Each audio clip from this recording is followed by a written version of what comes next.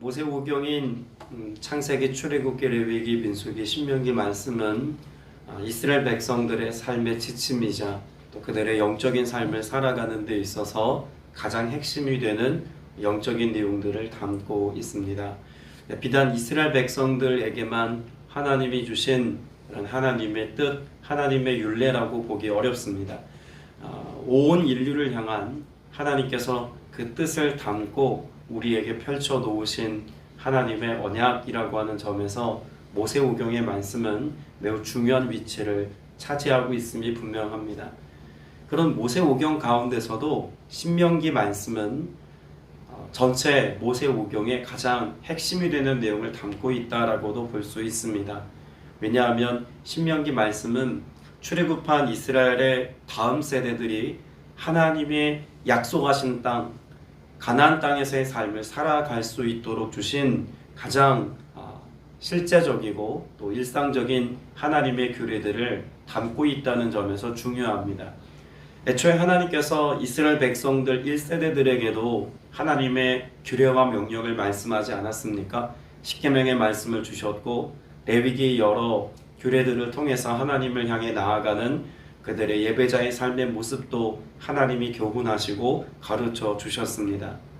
그러나 실상 하나님께서 그들의 삶에 여러 가지 많은 일상적인 내용도 영적인 것도 하나도 남김없이 빠짐없이 하나님 가르쳐 주셨지만 실제 광야를 지나는 동안 이스라엘 백성들의 삶의 모습은 어떤 모습이었을까요?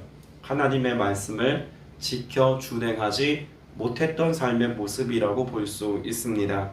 그래서 신명기 1장 31절 이하 말씀을 보면 이스라엘 백성들의 1세대들의 모습을 이렇게 말씀하고 있죠. 광야에서도 너희가 당하였거니와 사람이 자기 아들을 안는 것 같이 너희 하나님 여호와께서 너희가 걸어온 길에서 너희를 안으사 이곳까지 이르게 하셨느니라. 하나님께서 그 1세대 된 이스라엘 백성들에게 그렇게 광야에서 아비가 아들을 아는 같이 인도하셨으나 그 백성된 이스라엘 백성들의 모습은 어떻다고 말씀합니까? 32절에 이 일에 너희가 너희 하나님 여호와를 믿지 아니하였도다 라고 말씀합니다. 하나님이 말씀하셨고 또 말씀하실 뿐만 아니라 그들을 품에 안고 보호하시고 인도해 오셨지만 결국 그들은 하나님에 대한 신뢰로 화답하지 못했습니다. 믿지 않았다는 것은 무엇을 믿지 않았던 것일까요? 그 대상이신 하나님에 대한 믿음, 그것이 부재했다라는 뜻도 있습니다만 하나님이 애초에 그들에게 말씀하셨던 그 말씀을 믿지 아니함으로 하나님이 그들을 보호하시고 인도하신 것에 결국 가나안 땅에 들어가는 삶, 이것을 누리지 못하게 되었다라고도 우리가 볼 수 있는 것입니다. 오늘을 살아가는 우리에게도 동일한 영적인 결단이 있어야 하지 않겠습니까? 하나님께서 우리를 어떻게 돌보시고 지키시겠다고 말씀합니까? 광야에서 마치 그 자신의 아들을 아는 같이 아비가 품에 안고 걸어오는 것처럼 하나님께서 우리의 삶에 그렇게 함께 하시고 인도하실 것이라고 말씀합니다. 2022년을 하나님이 그렇게 살아오게 하셨고 2023년 새로운 한 해도 하나님께서 그와 같이 우리와 동행하시고 우리의 삶을 돌보실 것을 믿습니다. 그렇다면 우리가 그런 하나님의 돌봄과 도우심 속에 여전히 믿음의 여정을 살아내려면 무엇이 우리의 삶에 기반이 되고 또 견인하게 하는 동력이 되어야겠습니까? 다름 아닌 하나님의 말씀입니다. 그 말씀을 통해서 하나님의 뜻을 분별하는 게 너무나 중요한 것이죠. 여러분, 성경을 우리가 이해하고 성경을 바르게 주석하려면 무엇을 가지고 성경을 이해하고 주석하는 것이 시작이 되고 기초가 되어야 할까요? 성경입니다. 성경은 성경 그 자체로 해석할 수 있고 설명될 수 있을 때 그 말씀의 의미를 바르게 이해할 수 있습니다. 예수님께서도 제자들을 가르치고 양육하실 때 예수님의 교훈과 가르침을 말씀하셨지만 그 말씀의 내용은 다 어디에 기초한 것이었습니까? 이미 하나님께서 이스라엘 백성들에게 주셨던 구약의 말씀들을 인용하심을 통해서 영적인 승리의 삶을 가르쳐 주셨고 또 제자들에게 믿음의 삶의 교훈을 주셨습니다. 광야를 예수님께서 40일 동안 금식하면서 지내지 않으셨습니까? 마치 이스라엘 백성들이 40년 광야 생활을 했던 것처럼 예수님께서는 40일 동안 광야에서의 시간을 보내셨습니다. 그때에 마귀가 도전하죠. 그 도전한 마귀에 대하여서 예수님께서 그 마귀를 무엇으로 승리하십니까? 말씀입니다. 하나님의 말씀으로 다 대적하시는데 그 말씀을 인용한 내용들이 어디에 기록된 말씀이냐면 다름 아닌 신명기에 기록된 모든 말씀을 가지고 마귀를 대적하셨습니다. 예수님께서 율법의 가장 중심이 되는 핵심이 되는 내용이 무엇인지를 묻는 율법 교사의 질문에 대해서 가장 핵심이 되는 말씀을 어디에서 인용하여 가르쳐 주셨을까요? 역시 신명기입니다. 예수님의 제자의 양육이나 예수님께서 많은 무리들을 가르치실 때에도 신명기 말씀을 자주 인용하셨고 사도들 역시도 신명기에 기록되어져 있는 말씀을 통해서 그들이 어떻게 살아가야 할지를 그들의 삶 속에서 교훈하고 또 교회 공동체 안에 가르치는 내용이 기록되어져 있기도 하죠. 그만큼 신명기는 성경 전체를 이해하는데 아주 중요한 위치에 놓여져 있다는 것입니다. 무엇보다도 오늘 말씀에 보면 5절에 이렇게 기록하죠. 모세가 요단 저쪽 모압 땅에서 이 율법을 뭐하기 시작하였더라? 설명하기 시작하였더라 라고 기록합니다. 자, 그러면 애초에 1세대들부터 2세대들이 이르기까지 출애굽한 세대는 모두가 다 무엇을 알고 있었습니까? 율법의 내용을 알고 있었습니다. 그런데 알고 있던 그 율법의 내용을 다시 한번 모세가 무엇한 것이 신명기일까요? 설명한 겁니다. 그 율법에 대한 주석과 해석과 설명이 신명기에 기록되어져 있다는 점에서 우리는 앞에 기록되어져 있는 출애굽기에서부터 레위기, 민수기 말씀을 충분히 이해하기 위해서는 그 모든 규례와 율법의 내용들을 설명하고 있는 신명기 말씀을 통해서 앞에 기록되어 있는 말씀들을 주석하고 이해하고 마음에 담을 수 있어야 한다는 것입니다. 더불어서 이와 같이 하나님의 말씀을 그렇게 말씀으로 주석하고 이해할 때 우리 안에 어떤 힘이 생길까요? 어떤 유익이 있을까요? 39절에 이렇게 말씀합니다. 1장 39절입니다. 또 너희가 사로잡히리라 하던 너희의 아이들과 당시에 선악을 분별하지 못하던 너희의 자녀들도 그리로 들어갈 것이라. 내가 그 땅을 그들에게 주어 산업이 되게 하리라. 여러분, 하나님께서는 신명기 말씀을 통해서 그 땅에 들어갈 것을 명령하십니다. 그 땅을 차지하게 될 것이라고 약속하십니다.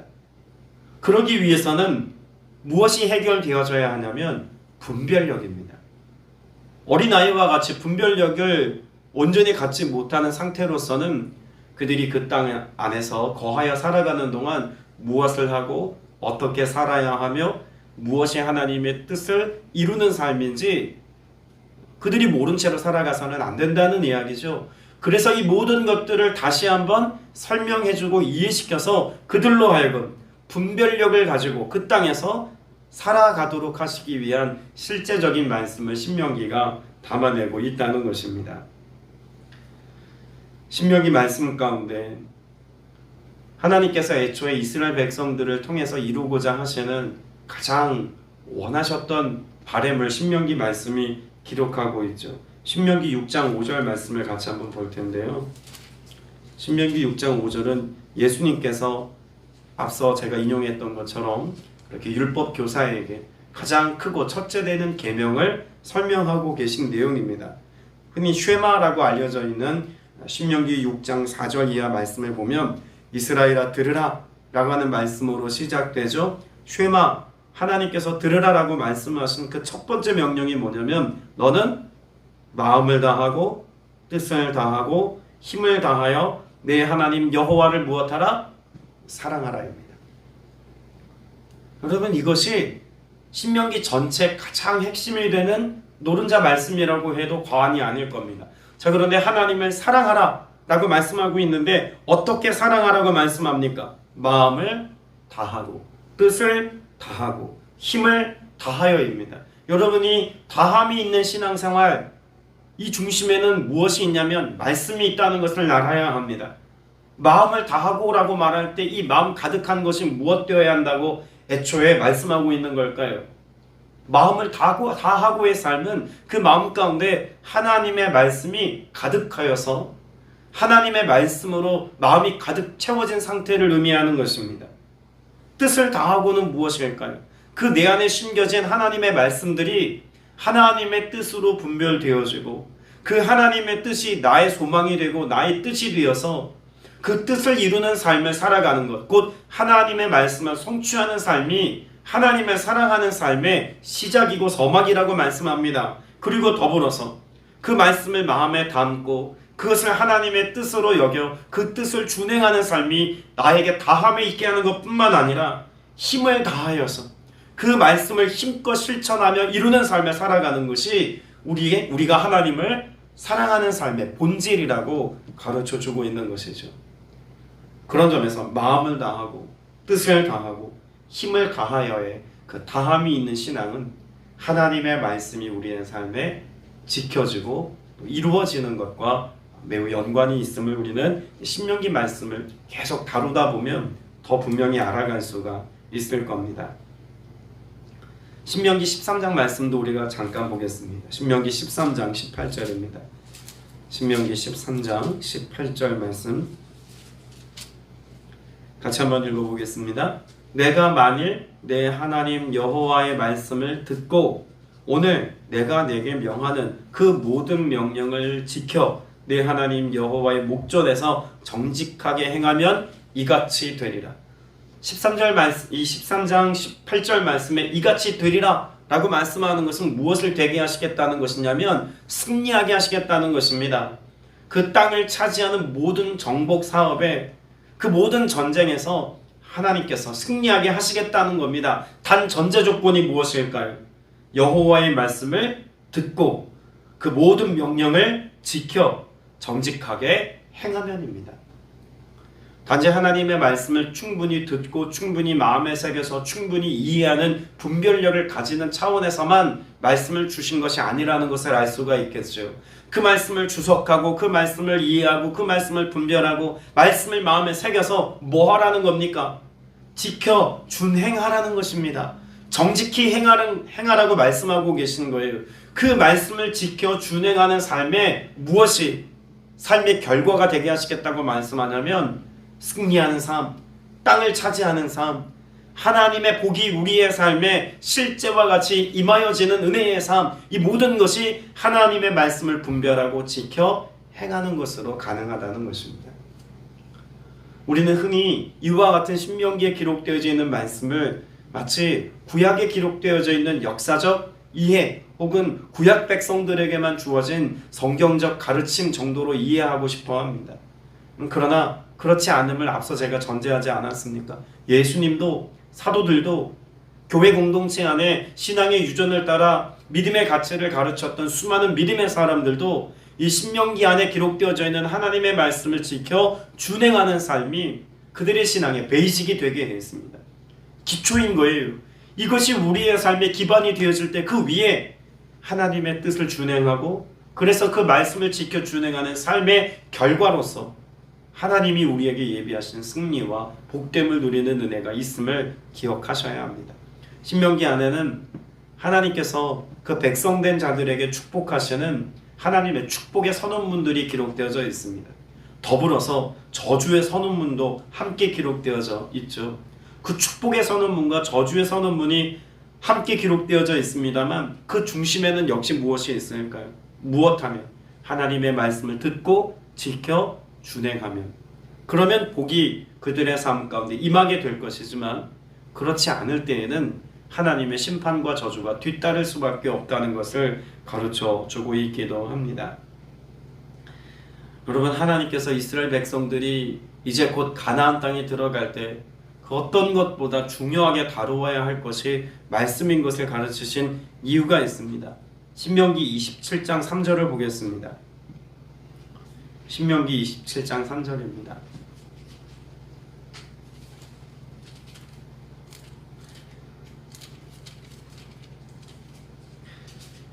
신명기 27장 3절 같이 한번 읽어보겠습니다. 시작. 요단을 건넌 후에 이 율법의 모든 말씀을 그 위에 기록하라. 그리하면 내 하나님 여호와께서 내게 주시는 땅 곧 젖과 꿀이 흐르는 땅에 내가 들어가기를 내 조상들의 하나님 여호와께서 내게 말씀하신 대로 하리라. 여러분, 이 말씀이 무엇을 의미하는지 충분히 마음에 새길 수 있으셔야 합니다. 하나님은 우리에게 무엇 하시는 하나님이라고 기록하고 있을까요? 말씀하신 대로 하시는 하나님이십니다. 하나님이 말씀하신 대로 일하시고 행하시고 열매 맺게 하시는 하나님이시라면 그 말씀대로 이루시는 하나님을 경험하기 위해서는 내 안에 무엇이 있어야 한다는 걸까요? 말씀이 있어야 그 말씀을 이루시는 하나님을 경험한다는 겁니다. 여러분, 이것을 쉽게 설명하면 내 안에 하나님의 말씀이 부재해요. 하나님의 말씀에 대한 이해력이 없습니다. 무엇이 하나님의 뜻인지 몰라요. 그런 채 신앙생활을 한다면 우리 안에 무수히 많은 하나님의 역사들이 일어나고 있음에도 불구하고 그것을 하나님의 역사로 경험하지 못한다는 것입니다. 여러분, 우리 그리스도인은 매일매일의 삶 속에 또 예배 현장 속에서 무엇을 경험하는 삶이어야 할까요? 앞서 행하시는 하나님을 경험하는 삶이어야 합니다.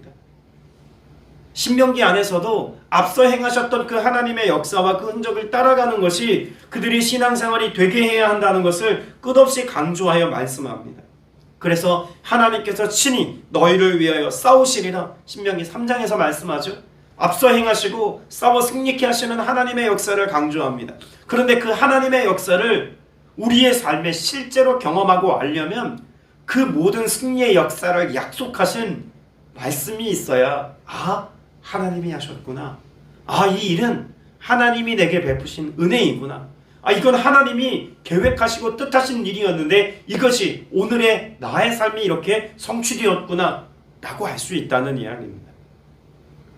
하나님이 우리에게 말씀을 주시고 명령을 주시는 이유는 우리에게 너 이렇게 살아야 돼? 라고 하는 부담감으로서만 하나님의 말씀을 주시는 것이 아니라 그 말씀을 우리의 삶 가운데 가득 담고 살아가야 하나님을 아는 자로 하나님의 행하시는 일들을 누리는 자로 살아갈 수 있기 때문에 말씀하셨다는 것입니다.